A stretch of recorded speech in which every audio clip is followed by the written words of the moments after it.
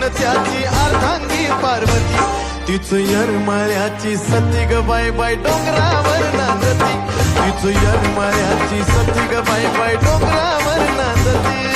यरमाळ्याची सती न येडू डोंगरावर नांदती तीच यरमाळ्याची सती न येडू डोंगरावर नांदती